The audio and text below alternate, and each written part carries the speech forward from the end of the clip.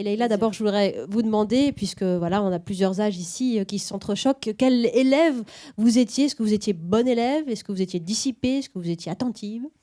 Alors, moi, j'étais bonne élève qu'avec les professeurs que j'aimais beaucoup. Oui. Alors, mes parents n'arrêtaient pas de me dire, mais ça ne sert absolument à rien ce que tu fais.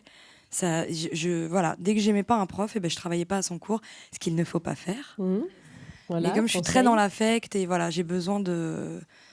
Donc voilà, je travaillais, je me souviens très bien en français, parce que j'adorais ma prof de français, en philo, parce que j'adorais ma prof de philo, et en maths, j'étais nullissime, parce qu'il était méchant, mon Ah prof. oui, ça arrive, hein, des profs Voilà. méchants. Bon, faut pas trop le dire, mais ça arrive. En tout cas, Leïla Bekti, c'est un très beau moment qui s'annonce pour vous au cinéma, parce que mercredi prochain, vous êtes à l'affiche de Maintenant ou Jamais. C'est un film magnifique. Vous avez une belle famille, 2 enfants, un beau mari, Arthur Dupont. Vous avez une maison en construction. Vous avez a priori tout pour être heureuse. Et puis, comme ça arrive parfois dans la vie, il y a une cassure, il y a une faille, il y a un échec, une brisure.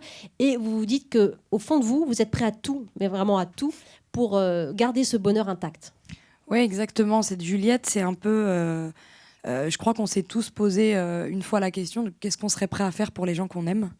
Elle serait prête à faire beaucoup, beaucoup de choses. L'amour, c'est tellement irrationnel que quelquefois, tu fais des choses qui sont pas forcément les bonnes, mais tu y vas en fonçant. Et Juliette, elle est comme ça. Et c'est vrai que voilà, elle va décider de... Mais on peut le dire, parce que de toute façon... Oui, oui.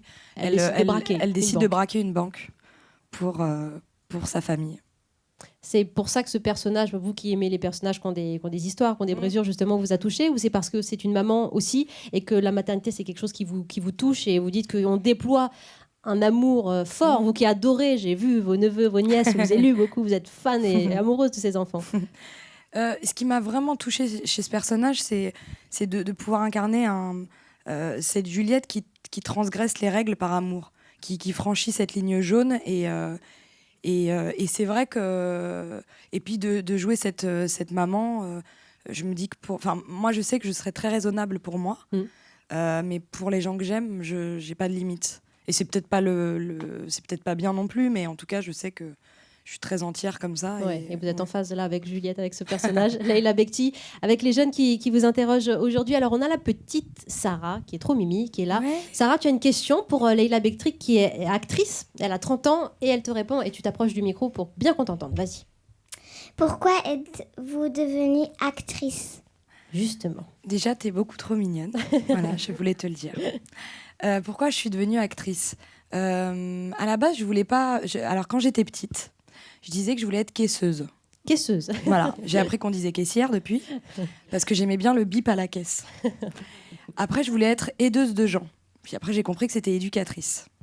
J'ai fait des études et puis j'ai fait un stage qui s'est bien passé, mais j'arrêtais pas de pleurer parce que de voir des gens ou en mauvaise santé ou en difficulté, ça me faisait très mal au cœur. Donc, du coup, faut faire un vrai travail sur soi pour pouvoir aider les gens.